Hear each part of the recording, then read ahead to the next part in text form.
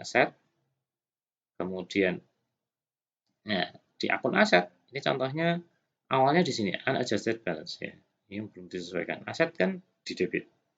Maka setelah kita sesuaikan berapa sih yang sebenarnya sudah expired? Oh, ternyata 2 bulan. 1 bulannya adalah 1 juta.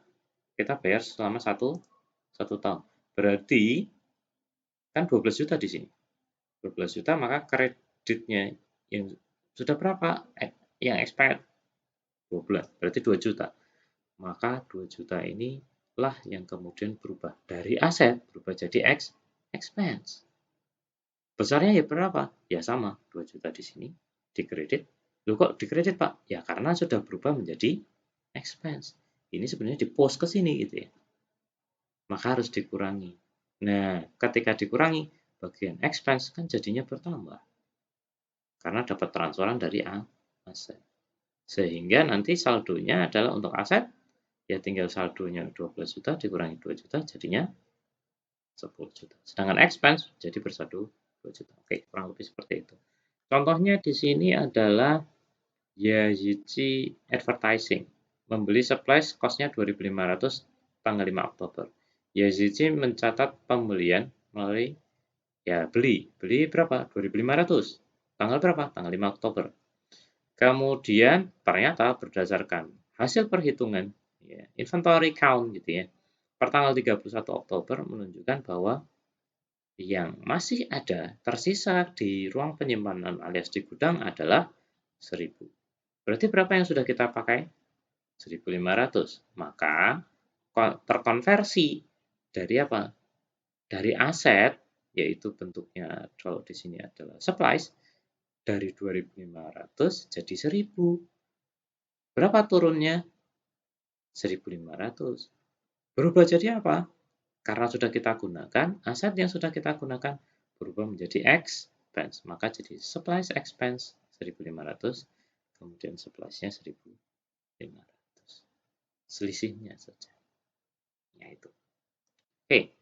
Sehingga ketika di jurnalnya akan menjadi seperti ini. Supplies expense 1.500, kemudian supplies 1.500. Nah, ini supplies 2.500, kemudian awalnya 2.500, kita sesuaikan. Kenapa harus disesuaikan? Realnya kan memang tinggal 1.000. Dari 2.500, berapa biar jadi 1.000? Dikurangi 1.500. 1.500 ini adalah terkonversi karena sudah kita pakai, expired jadilah expense. Maka kenapa konsepnya adalah supplies expense jadinya pertama. Karena berubah dari supplies ke expense. Gitu ya. Sehingga supplies expense saldonya adalah 1.500 dan supplies karena 2.500 dikurangi 1.500 dapatlah 1.000. Ini kan menyesuaikan dengan fisik perhitungan tadi. Berapa? 1.000 gitu ya. Kemudian lanjut lagi. Nah, bagaimana dengan prepaid expense lagi? Contohnya adalah prepaid insurance. Sama sebenarnya konsepnya. Awalnya tanggal 4 Oktober 600 kan untuk pembayaran 1 tahun. Berarti 600 kalau 1 tahun dibagi 12. Dapatlah 50 per bulan. Bayarnya 4 Oktober. Bagaimanakah per tanggal 31 Oktober? Tanggal 31 Oktober ya berarti 1 bulan dong.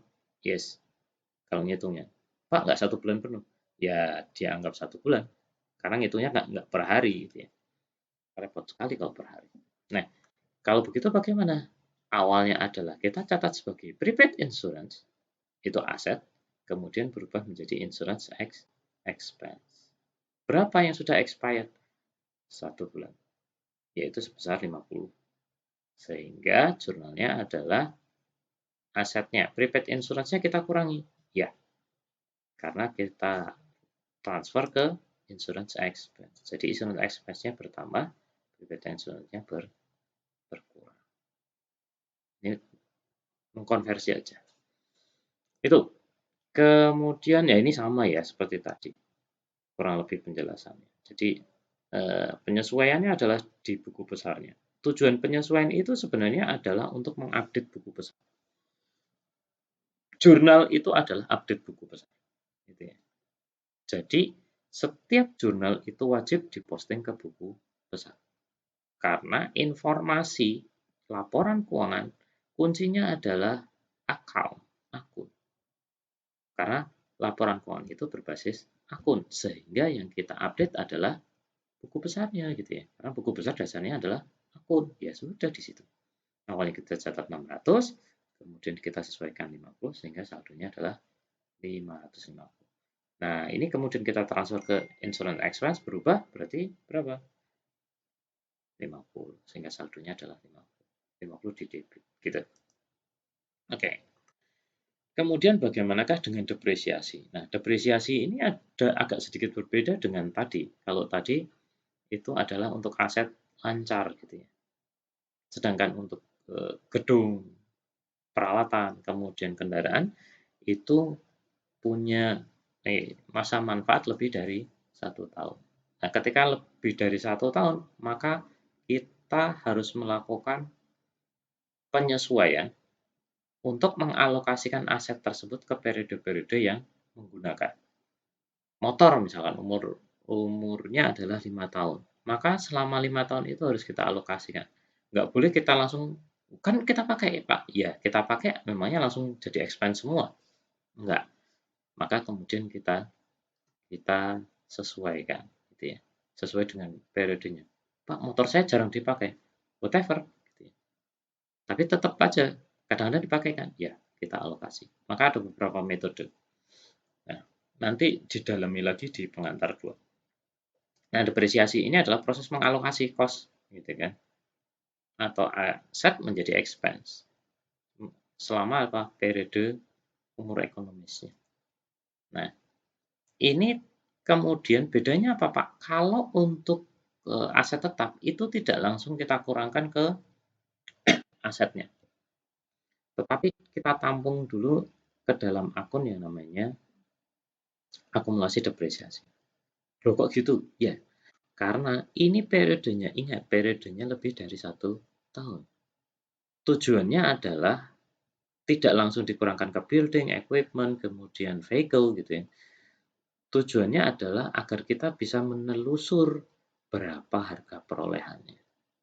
Akan sangat repot sekali ketika dalam sebuah laporan keuangan itu disajikan secara net, langsung muncul, yang muncul adalah langsung dikurangkan tadi. Misalkan 16 juta, penyusutan per bulannya atau per tahunnya adalah 2 juta. Berarti langsung 14 juta disajikan di neraca. Maka kita akan kesulitan untuk mencari berapa sih harga belinya. Kan bisa tanya, iya, tapi repot bagi analis laporan keuangan. Maka kemudian tidak seperti itu. Tapi digunakan yang namanya akun akumulasi depresiasi. Nah, penurunan nilainya ini adalah akun yang digunakan adalah depresiasi. Depreciation expense atau penyusutan bahasa Indonesia. Oke, penyusutan gitu. Contohnya di sini dengan asumsi depresiasi equipment-nya awalnya itu adalah belinya 480. Kemudian untuk 1 tahun, cost-nya ini adalah cost. Kemudian untuk per bulannya, ini setahunnya, maaf saya salah. Depreciation expense-nya adalah untuk equipment 480. Setahun. Kemudian per bulannya adalah 40. Berarti 480 dibagi 12 ya 40. Sehingga untuk bulan pertama tadi, untuk bulan Oktober misalkan, adalah 40 ya, di sini 4. Ya sudah, kita catat sebagai depreciation expense 40, kreditnya adalah akumulasi depresiasi. Nah, ini yang saya sampaikan tadi.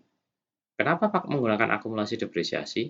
Accumulated artinya akumulasi. Akumulasi itu adalah penjumlahan dari depreciation expense bulan pertama, bulan kedua, bulan ketiga, bulan keempat sampai dengan habis gitu ya.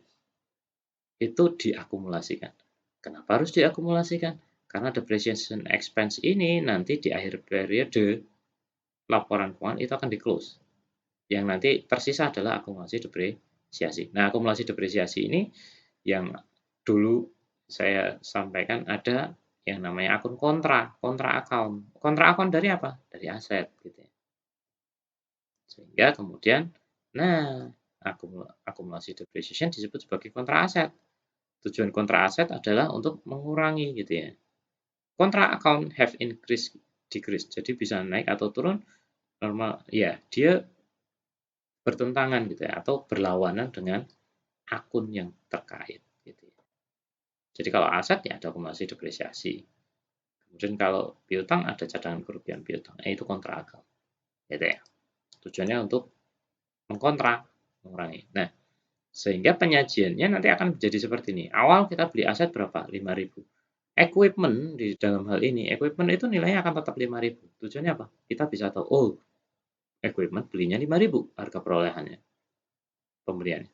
Kemudian pada periode akhir bulan ini, misalkan jurnal penyesuaiannya adalah depreciation expense-nya debit 40, kemudian akumulasi depreciation equipment 40. Sehingga di depreciation expense kita catat di debit 40, kemudian di akumulasi depresiasi 40. Berarti bulan berikutnya bagaimana? Nah, sama 40. Nanti dicatat depreciation expense 40, tapi di akumulasi depreciation 40 ditambah 40 jadinya 80. Nah, penyajian di neraca akan menjadi seperti ini. Gitu. Equipment-nya nilainya 5.000, kemudian dikurangi akumulasi depresiasi 40, kemudian 4.960 ini adalah yang disebut sebagai nilai buku atau book value. Atau kalau di istilah lainnya adalah carrying amount. Gitu. Nanti di AKM akan ketemu yang namanya carrying amount. Nah, itu sama, book value. Oke, seperti itu. Prepaid expense. Oke, nah kemudian bagaimana dengan unearned revenue? Unearned revenue itu kalau kebalikan dari prepaid. Kita terima uangnya dulu tapi belum kita catat sebagai revenue. Karena kita belum menyelesaikan pekerjaan. Nggak enak itu. Ya, tapi kenyataannya ada. Ada. Contohnya kita beli tiket pesawat. Beli tiket pesawat itu kan kita beli di muka. Ya, ada sih yang go show, tapi harganya mahal gitu ya. Tujuannya apa? Untuk memastikan bahwa nanti pesawat itu bisa terbang gitu ya. Sekarang ada hitung-hitungannya gitu. Berbeda dengan bus, berbeda dengan jono gitu ya. Begitu sudah lewat, nah ada yang penumpang ya naik, kalau nggak ada ya udah gitu ya. Tapi kalau pesawat seperti itu, rugi, biayanya terlalu mahal. Gitu ya. Kemudian ada customer deposit, sewa, dan seterusnya. Oke, nah unearned revenue. Ini, unearned revenue, ini penyesuaiannya ada dicatat untuk menyesuaikan apa? Revenue. Awalnya dari utang berubah menjadi revenue gitu ya. Awalnya adalah sebenarnya hanya memindahkan saja berapa sih yang sudah berubah jadi revenue. Maka kalau mau kita pindah dari liability, ini kan kita pindah ke sini. Ya sebesar yang kita pindah. Kalau dipindah berarti kan di sini berkurang. Gitu ya. Yaitu sebesar berapa? Ya tergantung berapa yang sudah berubah gitu ya. Sehingga kemudian liability-nya kita debit. Ingat liability itu normal balance-nya atau saldo normalnya adalah di kredit. Sehingga karena kita pindahkan ke revenue, berubah jadi revenue, maka di sini jadi berkurang. Sehingga kemudian revenue-nya di kredit. Oke. Revenue bertambah di kredit, sedangkan liability berkurang di debit. Contoh, di sini YZG Advertising and Corporation menerima 1.200 dari Nox Advertising. Nah, unearned service revenue menunjukkan bahwa 1.200 per tanggal 31 Oktober. Analisisnya kemudian menunjukkan bahwa perusahaan sudah melaksanakan pekerjaannya sebesar 400 untuk servis di bulan Oktober. Maka kalau seperti ini, penyesuaiannya adalah unearned service revenue-nya kita debit karena berkurang. Kemudian service revenue-nya dikredit karena bertambah. Ya, perubahan dari utang berubah menjadi revenue. Gitu. Sehingga analisisnya seperti ini sama. Nah, di unearned service revenue awalnya adalah bersaldo kredit sebesar 1.200 nilainya. Kemudian karena penyesuaian 31 Oktober, nah ini diposting ke sini. Unearned service revenue debit 400, kemudian service revenue dikredit 400. Gitu. Jadi yang satu berkurang, yang satu bertambah. Oke. Sampai di sini ada pertanyaan? Belum ada ya? Oke, nanti aja. Nah, contoh untuk aplikasinya seperti ini. Nanti akan ada tugas yang